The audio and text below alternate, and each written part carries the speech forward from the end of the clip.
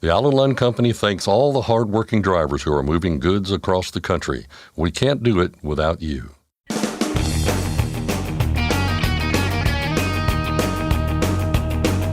OOIDA, representing America's truckers since 1973, presents Landline Now with your host, Mark Redding. Sometimes people really need a second chance. One place that's true is in court, a place where second chances can be hard to come by. But sometimes you can get that second chance in court. So how do you do that? What's involved?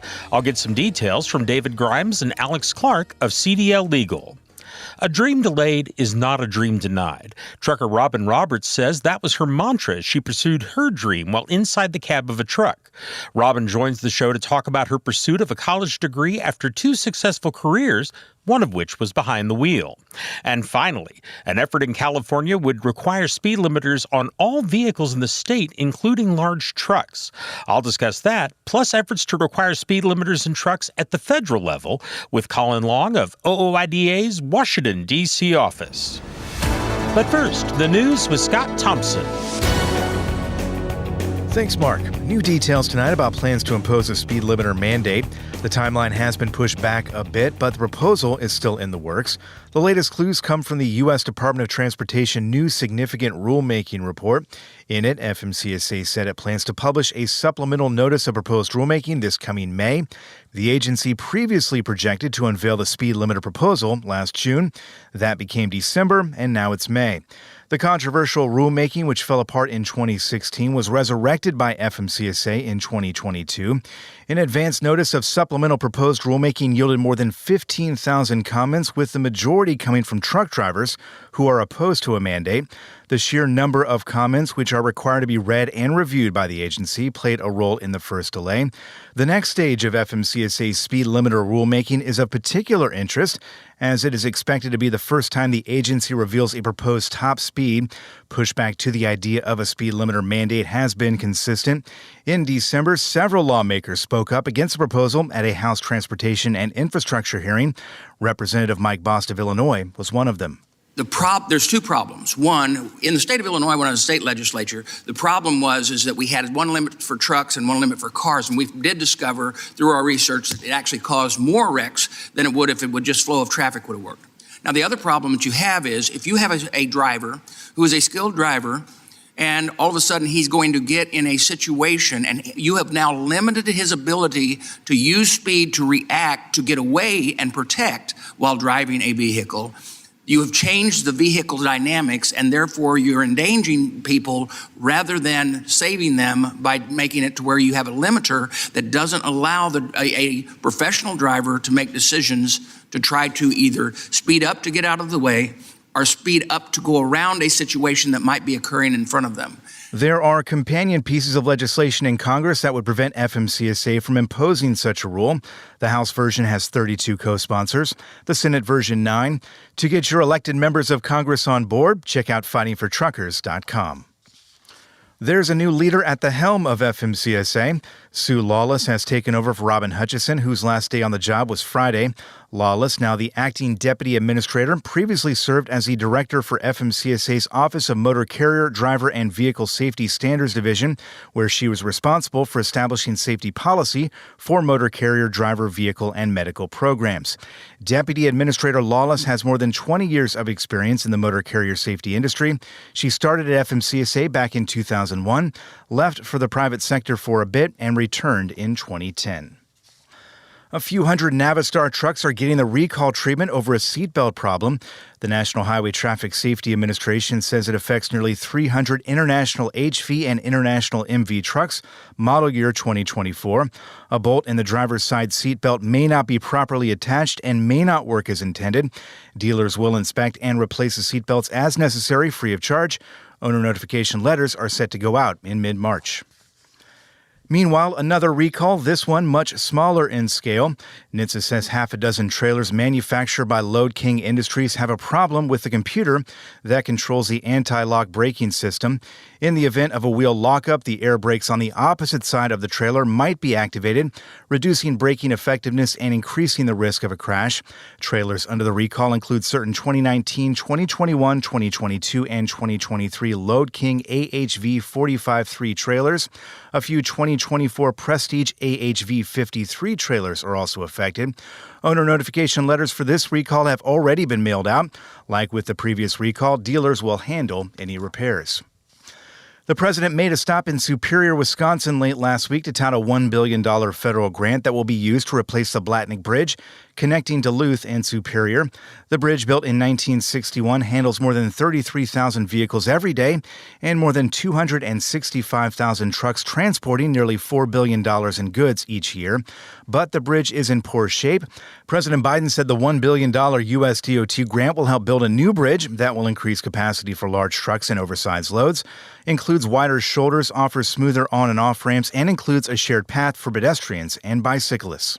It's unsafe for trucks to carry oversized, overweight loads, causing drivers lengthy detours, increasing costs and delays. It's outdated in design. Tight curves have led to higher than average car accident rates, traffic congestion. For decades, people talked about replacing this bridge, but it never got done until today. Until today. The total cost for rebuilding the Blatnick Bridge is estimated to be $1.8 billion. Combined with that $1 billion grant, Wisconsin and Minnesota will each chip in $400 million toward the project. Design selection comes next, followed by construction, starting as early as next year. Cargo thieves strike again. The latest incident making headlines happened in Philadelphia early Monday morning. 6 ABC reports that 3 reefer trucks were parked along CF Congdon Parkway overnight, waiting for the receiver to open. The suspects cut the locks, entered the trailers, and took off with several boxes of meat. Despite the drivers being inside all 3 trucks at the time, nobody was hurt. Police say they're looking for 3 suspects, but they haven't released much else by way of details. A new report raises some cybersecurity alarm bells for the trucking industry. The National Motor Freight Traffic Association's 2024 Trucking Cybersecurity Trends Report says new threats continue to emerge and that professionals, companies, and organizations must continue to adapt. Some items of note from the report include phishing scams, which are often used to gain access to a carrier's enterprise system. Once inside, they use that access to launch ransomware attacks. The first line of defense here is spotting the phishing attack before clicking a link. Another strong risk in the report is an increase in QR code attacks. The same rule applies here to never click on random links without knowing where they go. The report also predicts that these criminals will start experimenting with artificial intelligence attack tools as well. And finally, when you're a first responder, you never can be sure what the day has in store for you. Take, for instance, a handful of troopers with the Indiana State Police who were called to the scene of a tractor-trailer engine fire on Interstate 69 near Marion early Saturday morning. Nothing out of the ordinary, really, until they found that the semi on fire was transporting 5 zebras, 4 camels, and a miniature horse from the Shrine Circus. The truck driver was outside when troopers arrived. The animals were not. Troopers sprung to action, leading the animals out of the truck bed and corralling them in the highway median while firefighters put out the fire. None of the animals were harmed. Authorities say the animals were easy to herd, probably because they were trained and spent most of their time outside grazing on grass. A replacement ride later arrived, and the troopers on scene now have a new story to tell. That's Landline Now News for today. I'm Scott Thompson. Thanks, Scott. Next, I'll talk second chances in the courtroom with David Grimes and Alex Clark of CDL Legal. We'll bring you the story of a trucker who earned her college degree while trucking at the age of 63. And I'll cover an effort in California to require speed limiters on all vehicles with Colin Long of OOIDA's Washington, D.C. office. We'll be back in just a moment with more of the program. I'm Mark Reddick, and this is Landline Now. Thanks for listening. Be sure to like and subscribe. If you want more content, go to landline.media to get updated news, information, and archived editions of our show. Once again, that's landline.media. Are you tired of the IRS following you around like a dark cloud? Call 888-557-4020 and get your life back. Control your toll costs and eliminate tolling headaches with Prepass Tolls. Prepass Tolls means toll volume discounts. Just one invoice for all tolls and fewer violations. Call 877-878-5970 or go to prepass.com. Ready to make more money? Use a better load board. For a limited time, get 50% off Truckstop Load Board Pro. Just go to truckstop.com/go and enter promo code READY2023 when you purchase Load Board Pro. It's tested and proven. Burn 2.1% less fuel when you balance all wheel ends with Centromatic. Call 800-523-8473 to get the OOIDA discount. Oprah Winfrey once said that if you're still breathing, you have a second chance. And sometimes people really need a second chance. You're listening to Landline Now, and I'm your host, Mark Reddick. Welcome back to the program. One of the places where many people want and really need that second chance is in court. But that's a place where sometimes those second chances can be hard to come by. But you can sometimes get one. And one of the ways is if you get a case, such as a ticket that you've brought to court, reopened after it's done and closed. So how do you do that? What's involved? To find out, I consulted two legal experts, David Grimes and Alex Clark of CDL Legal, a legal services provider to the trucking industry. Well, guys, our topic here is how can I get a ticket case reopened if it's been closed? And I guess we should start with, what are some of the typical situations in which someone might want to do this? Well, certainly if you've got a commercial driver's license, you wouldn't want anything affecting that license. And if you have a ticket that has been closed, then chances are it is either about to report to your driver's license record or it already has been reported. You want to keep that record as clean as possible. So if something's already closed out, might be hitting your score or your record, and that may affect your whole livelihood. Okay. What are some of the instances where it's unlikely to get a case reopened? What are some of the instances where this just isn't going to happen? Sure. So it's a really, really gray area. I think we've talked in a past segment about expungement, which is the possibility of removing an old violation off of your record.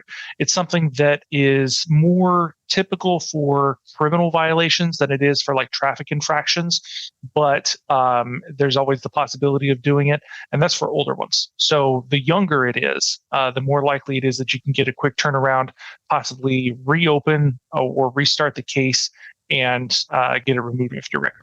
What are some of the most likely instances where reopening is possible? Give us a few scenarios. Mm-hmm. So normally in a situation where a ticket has been paid or a case has been closed with a guilty verdict within probably a month, you can file an appeal or set aside the judgment and try to reopen the case. Both of those are slightly different versions of the same result, which is that the case goes back to zero and you get another shot. And those usually have to happen within a certain short period of time, anywhere from maybe a week to 4 weeks, sometimes a little bit longer.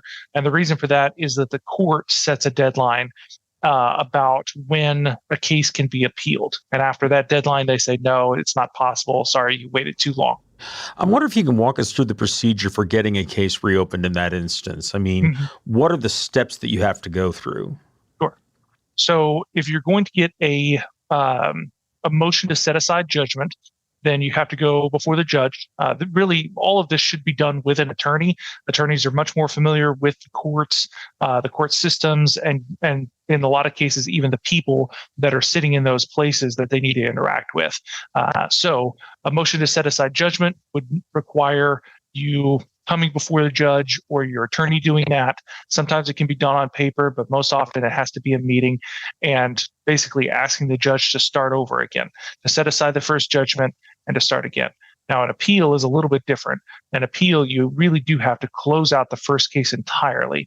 And that usually means paying all of your fines, basically letting all the bad things that are going to happen to you.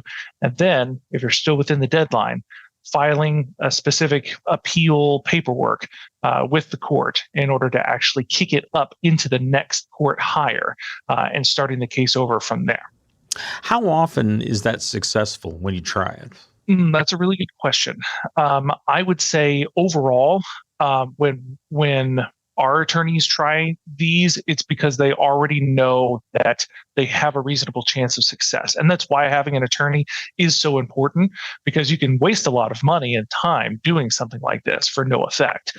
But you'll want someone who is familiar just with the court that it's in. But if you're making an appeal, you'll want someone who's familiar with the court that's even higher, where the appeal would go to, so that you know, hey, this might have a reasonable chance of success.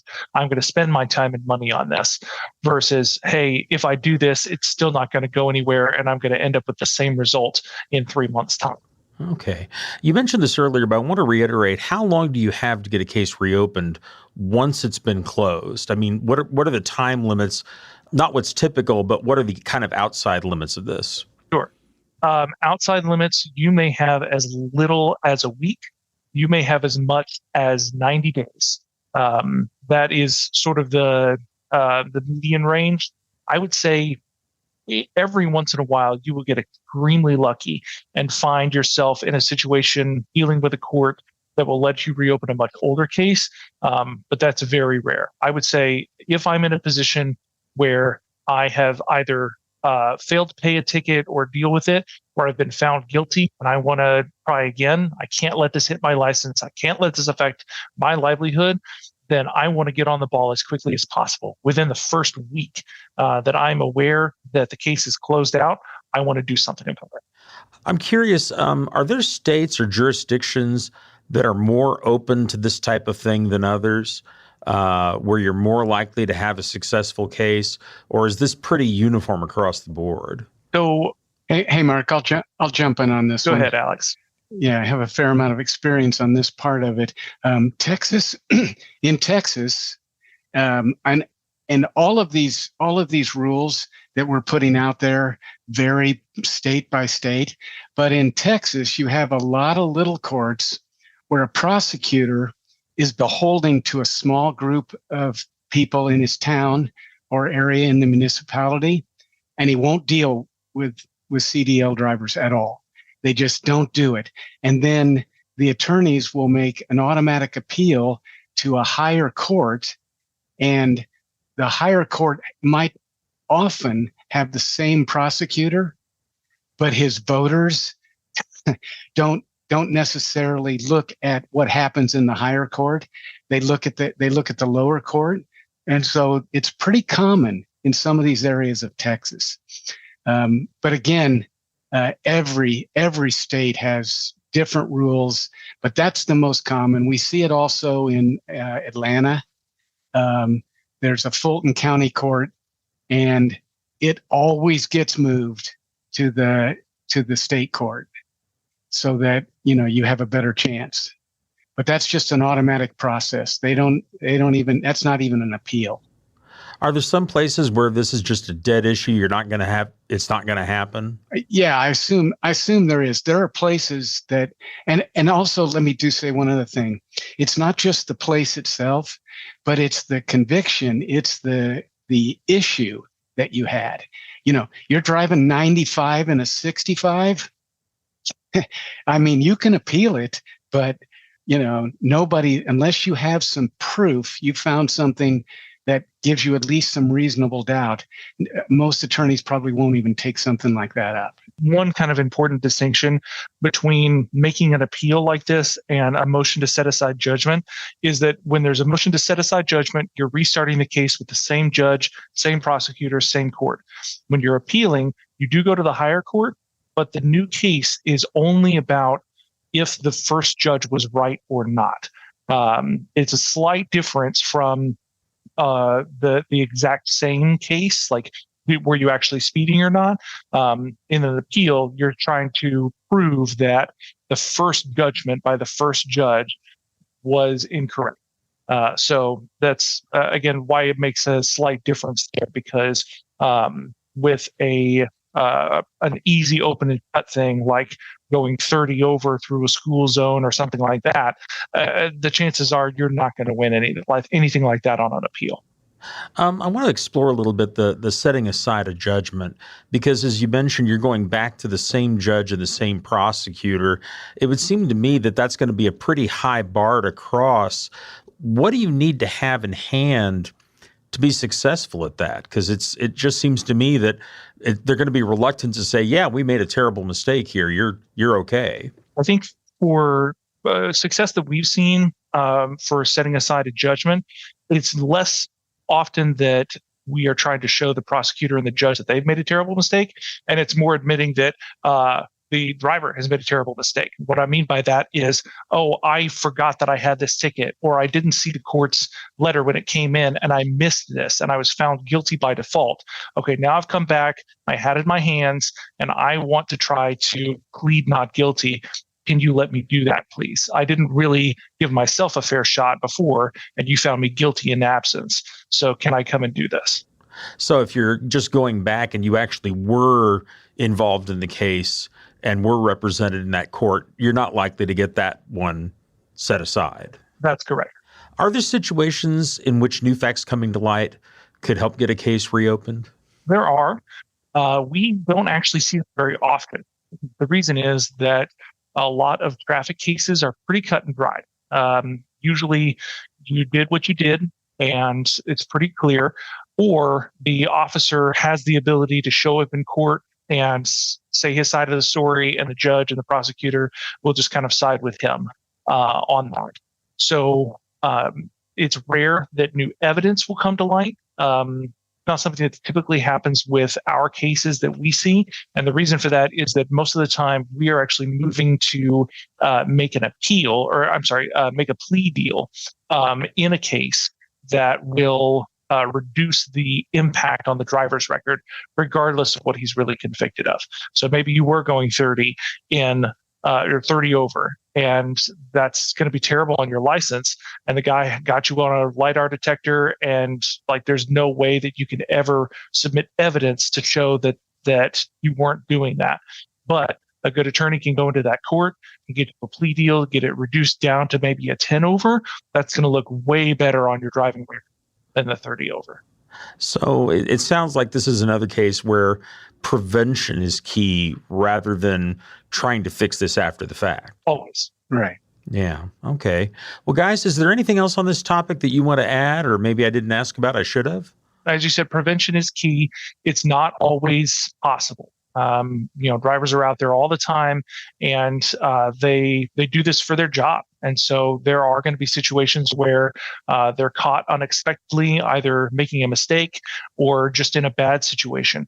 And as we said a couple of times in this segment, I would strongly, strongly encourage any drivers who find themselves in a situation where they have their livelihood at stake, their driver's license at stake, to go and find an attorney who can help them, who's well recommended and trustworthy, to be that local resource, to be that person who can help them navigate through court systems and try to find out the best paths. Maybe it's one of these paths, maybe it's another, but try to find out the best paths for them to protect their license. Guys, thank you very much. Thanks, Mark. Thanks, Mark. I've been talking with David Grimes and Alex Clark of CDL Legal, a legal services provider for the trucking industry, about how to get a ticket case reopened if it's been closed. You can learn more by calling CDL Legal at 913-738-4836 or by going to their website, cdllegal.com. Again, that phone number is 913-738-4836 or cdllegal.com. And you can find all of that information on our website, landlinenow.com. Just click on the photo or headline in the red box. That's where you'll find all the phone numbers, email addresses, and website links that we mention on the show. Again, that's at landlinenow.com. We'll be back in just a moment with more news and information. Please stay with us through a short commercial break. I'm Mark Reddick, and this is Landline Now.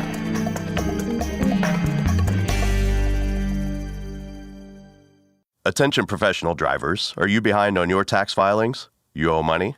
Integrity Tax Relief Group frees drivers from IRS trouble. You watch the road, we'll keep an eye on the IRS. Call now, 855-976-4291. Dispatch, I picked up that load of steel, so I'm ready to roll. Sounds good. Remember, we're getting paid by weight, so make sure to use a cat scale. I wouldn't weigh anywhere else. Forget misaccuracy, weigh your truck on a cat scale. Landline Now, welcome back. A dream delayed is not a dream denied. Trucker Robyn Roberts says that was her mantra as she pursued her dream inside the cab of a truck. Her dream was to go to law school, and it was something she pursued earlier in her life. But her life took a little different path between points A and B. First, a little about Robyn. After graduating high school back in 1977, she went to Howard University with the goal of becoming a lawyer. After 2 years of college, I came home, talked my parents into let me stay home a semester and just take a break. And my dad said, okay, just a semester, but you got to get a job. And I ended up getting a job for an attorney that was just starting out on his own. And needless to say, I was with him for 7 years. I never went back to school. Eventually, Robyn worked for 29 years in the legal field. During that time, she and her husband, Tim, raised 8 children while he was out on the road behind the wheel of a truck. Fast forward to 2008. Their youngest turned 18 and prepared to go to college. Tim was still on the road and Robyn was still working in a law office, and she wanted to spend more time with her husband. I kept saying, why don't you spend more time at home, come home, and of course he had just become an owner-operator and he bought his own truck in 2005. He was like, I can't spend more time home with you. So I got this grand idea of, if the mountain won't come to Muhammad will go to the mountain kind of scenario. That's when Robyn went across the street from the law office where she worked and looked into a course to get her CDL. She took an intensive course and soon afterward qualified for the license. I passed and got my CDL. Tim was my trainer on the company that he was contracted to, and in September of 2008, began my journey as a team driver with my husband. It was a trying experience, I have to say, but it was worth it in the long run. I do enjoy trucking. We've been in every state in the United States, and I not only get to drive across the highways and the byways and, deliver stuff, we get to stop. Those stops often include visiting their 8 children, 33 grandchildren, and 12 great-grandchildren who are spread across the country, as Robyn says, from Las Vegas to Wisconsin and Connecticut to Georgia. Even those vacations when they aren't visiting family, they go somewhere they can park the truck so afterward they can get back into the rig and get back to hauling freight. A few years ago, she was having a conversation with one of her grandsons, Malachi, encouraging him to go to college after high school. I was having an intense conversation with him about the importance of going to college. And he quickly said to me, well, Grandma, you and Papa have a good job driving a truck, and you're in trucking, and you didn't finish college, and why do I have to go to college? And I again told him, it wasn't easy just to, get in a truck and be a truck driver. And yes, it is a good living. We enjoy the living we make, but you should always try to expand your education.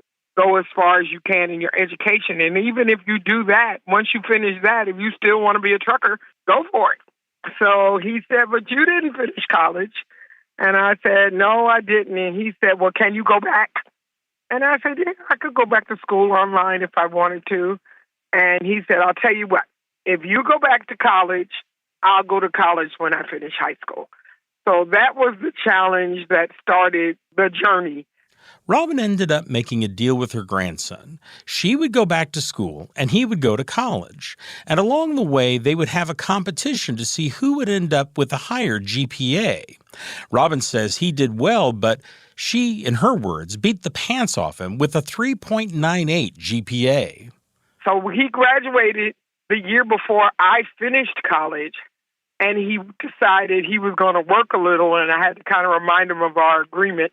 And he said, I think I want to work and do like you. So actually, in a twist of fate, he starts at the same college that I graduated from, SNHU, Southern New Hampshire University. So in 2 weeks, he will be going to the college that I just graduated from. and working at the same time. That's what he wanted to do. But he promised me he would go and finish. So it all worked out in the end. That said, going to school while trucking presented some real challenges, but Robyn says she worked out a system and was able to do both. My laptop became an appendage. The nice thing about SNHU is they had a really structured coursework. Like pretty much discussion boards were always due on Thursday, and your assignment, papers or projects or whatever was the assignment for the particular course was due on Sunday.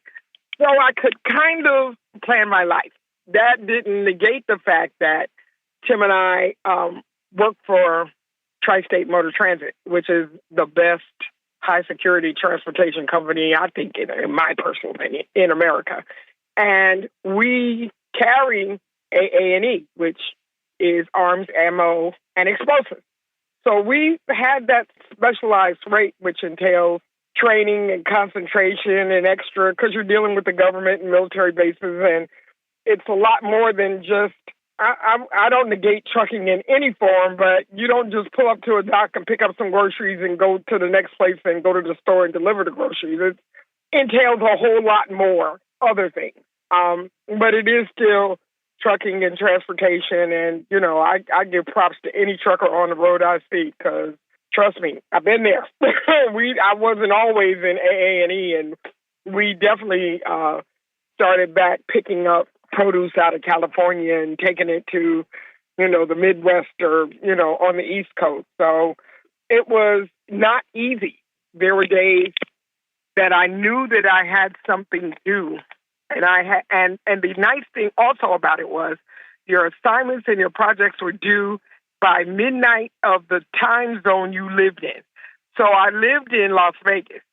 So I had an extra 3 hours, say, from somebody who lived on the East Coast. The university was in New Hampshire. So if you lived on the East Coast, it was due by midnight. But if you lived where I lived, it was due at 3 a.m.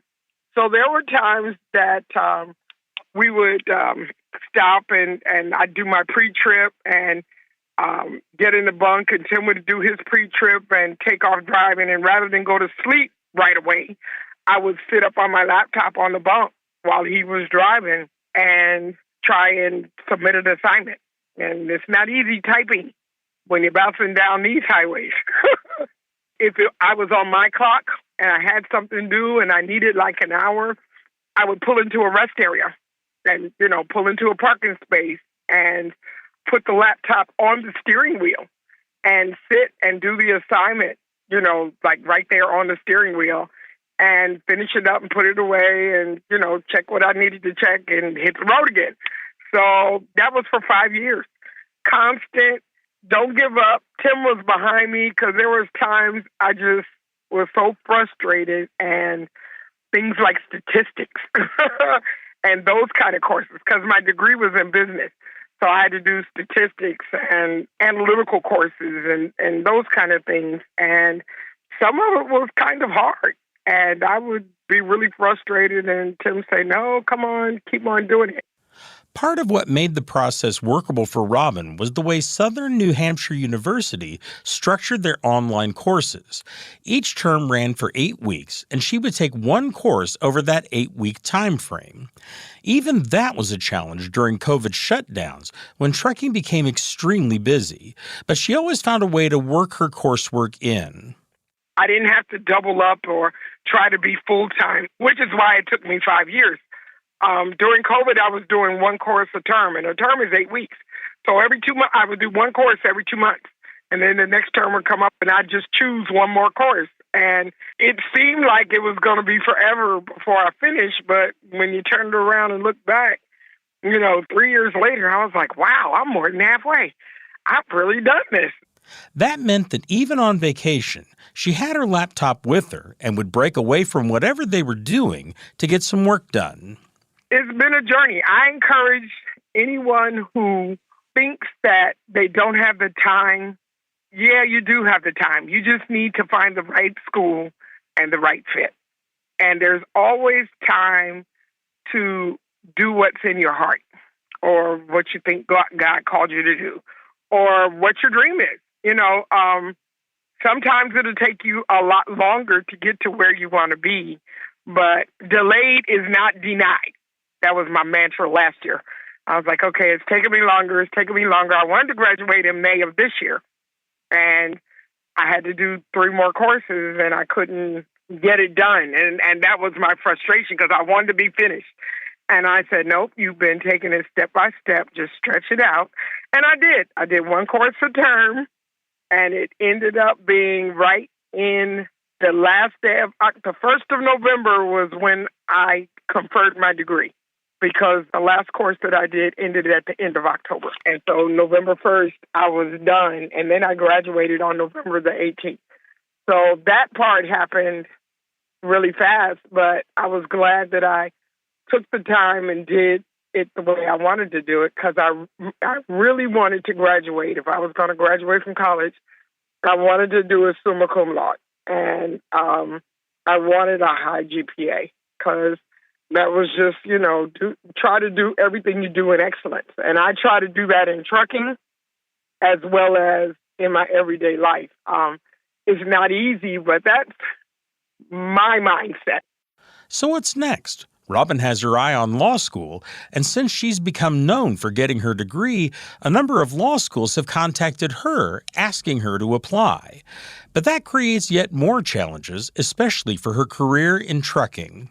I haven't really responded because I live in Las Vegas, and law school is in person. And I have to get off the truck and go to school. I didn't know how that would affect our trucking business together, or me driving. I'm going to keep my CDL. I'm going to hopefully work it out where I can drive periodically. But as it turns out, our oldest daughter, we have 6 boys and 2 girls, and the oldest girl got her CDL last December. She wanted to be a truck driver. So that now makes 3 of our 8 kids that have CDLs. And we found out that we may be able to train her at Tri-State, and then she can ride with her dad. And then I can do school and maybe drive some more, or maybe not. We just hadn't gotten that far yet. But I tell people all the time, this is a great industry to be in. I know they say that, there's a high demand for truckers. There are, but it's a specialized industry. You either love it or you hate it. You can't do it just because it's a 9-to-5 job, because it's not a 9-to-5 job. And you can't look at it as just a job, because there's too much involved in it to take it lightly. I guess that's the best way to say it. Trucking, I never thought I would ever be a truck driver. And when I got into truck in 2008, there were not a lot of ladies out here. I got those compliments all the time. But, I talk to guys on my CB. That's when people actually use CBs a lot. And just communicate with other truckers about, life and what's going on in the world. And it's just been an amazing journey, I have to say. If I did not want to go to law school so bad, I would retire as a trucker. I'd be in the truck until I'm too old to drive anymore, and there's nothing else to do. But my dream was always to be a lawyer. So in that end, I'm going to follow my dream. You never know the path that God is going to put you on. I might go to law school and become a lawyer and miss trucking so much and leave it all and come back. I'm not so sure. You never know what the future holds. But trucking is definitely now still a part of my life, and it has been for the last 15 years. For Landline Now, I'm Mark Redden. Stock up on Howe's Diesel Treat, the nation's most trusted anti-gel. And to be safe from the harshest winter conditions, make sure you have Howe's Diesel Lifeline on hand, the fastest-acting gelling rescue product. Available nationwide, Howe's products are designed to keep you rolling through the toughest conditions. Visit Howe'sProducts.com. Since you started, what you've loved about trucking is the freedom. Heading out on your favorite route, a good driving song, and thinking about truck insurance. Well, maybe not that last one. That's why we're here. At OOIDA, we have a full range of truck insurance products, expert advice, and great customer service, helping you get the right coverage for your operation. Go to OOIDA.com because your job is to drive. Our job is to help with everything else. Landline Now. Welcome back. An effort in California would require speed limiters on all vehicles in the state, including large trucks. Here to discuss that, plus efforts to require speed limiters in trucks on the federal level, is Colin Long of OOIDA's Washington, D.C. office. Colin, how are you doing? I'm doing great. Thanks for having me. Well, glad to have you here, although I wish it were a better topic. Yeah, really. Let's start by just kind of outlining what exactly this bill in California would do.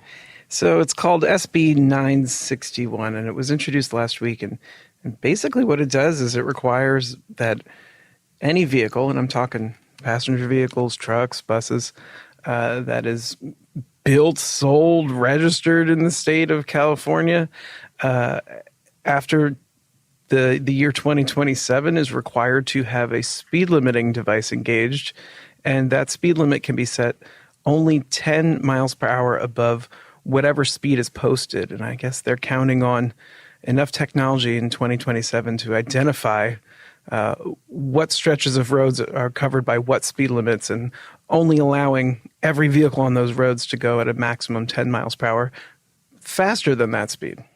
So, Makes sense?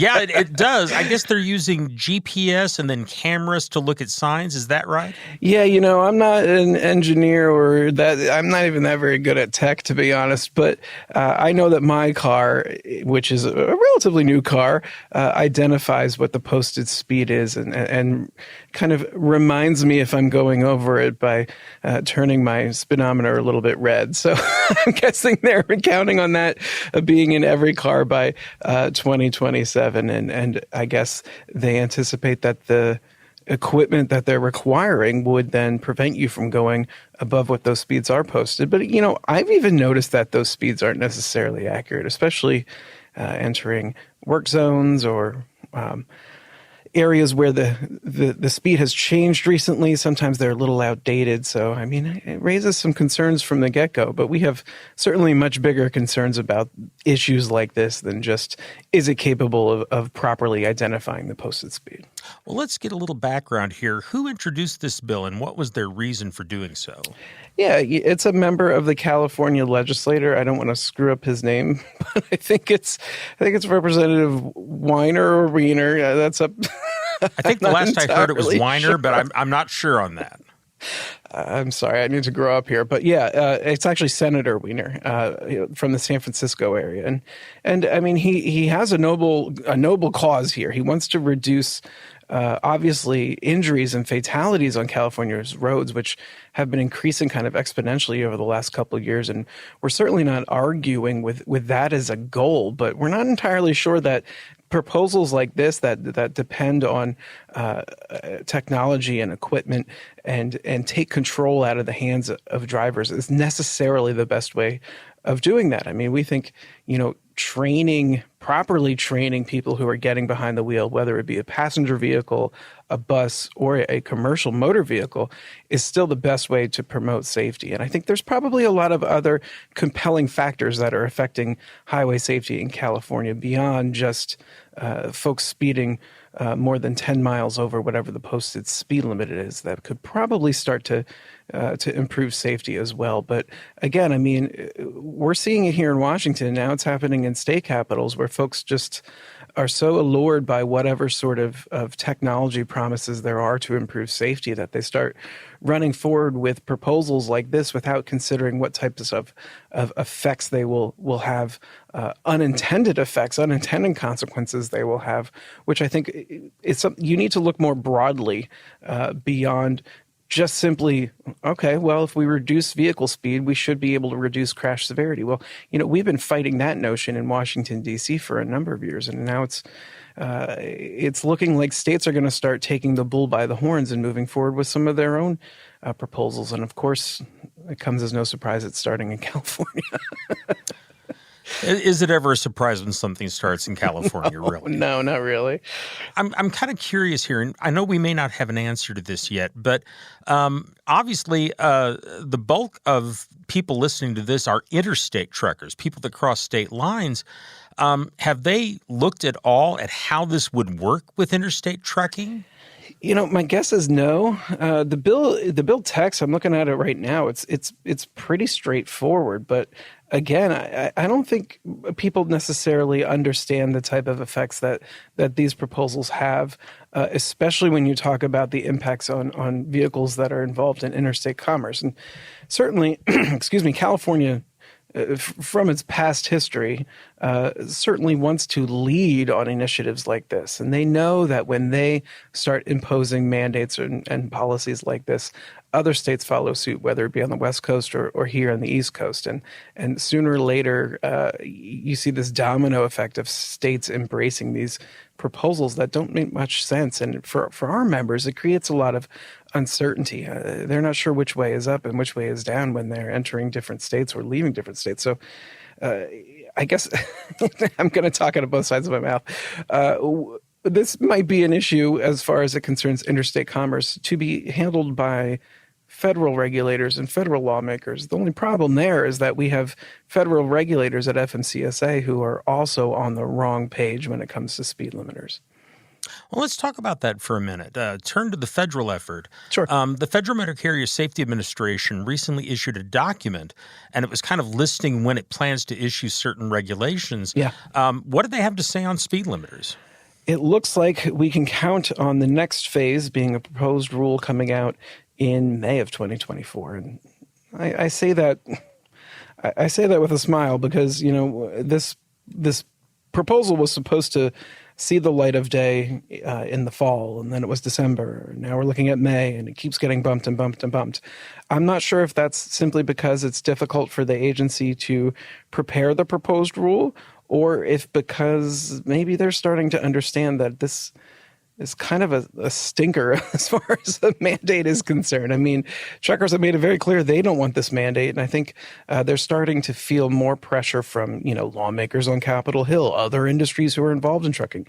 People are starting to realize that a speed limiter mandate is going to take us in the wrong direction on a number of fronts. So we'll see if that May deadline holds. I'm not necessarily under the impression it will, and you got to keep in mind, FMCSA has to turn this rulemaking over to OMB, Office of Budget Management. They haven't done that yet, and it takes OMB a number of months usually to get through it and say, okay, agency, FMCSA, in this case, you can move forward with this rule. So that's going to take a bit of time too. I don't know that they're necessarily prepared to submit that to OMB in the next couple of weeks here, which would follow the traditional path for the development of a rulemaking. But they seem to think they are capable of doing that, and we'll have something out by May. But we'll see. And this kind of it gives us more energy and more urgency, frankly, to start getting more co-sponsors on the DRIVE Act, the bills in the House and the Senate here in Washington that would prevent FMCSA from moving forward. And that's certainly what we're going to spend a lot of our time in the remaining months of this winter and into spring doing, is gathering more support for those bills to keep that check on FMCSA when they go a little bit out of bounds like we think they have on the speed limiter mandate. Okie doke. Well, we're out of time, Colin, but thank you very much for the information. We certainly appreciate it. That flew by. I'm sorry. I was having such a good time. Okay. I've been talking with Colin Long of OOIDA's Washington, D.C. office. And folks, now we're talking at the federal and state level. So if you want to make your voice heard on the federal level, contact your members of Congress either by dialing the U.S. Capitol switchboard at 202-224-3121, or go to the website fightingfortruckers.com, where you can write a letter to your lawmakers about the issue. In the meanwhile, if you want to contact your state lawmakers, you can get their contact information through that same website, fightingfortruckers.com. Just scroll down on the main page to where it says Find Officials and enter your zip code. That's our program for today. Thank you very much for joining us. We'll be back tomorrow with more. I'm Mark Redigan. This is Landline Now.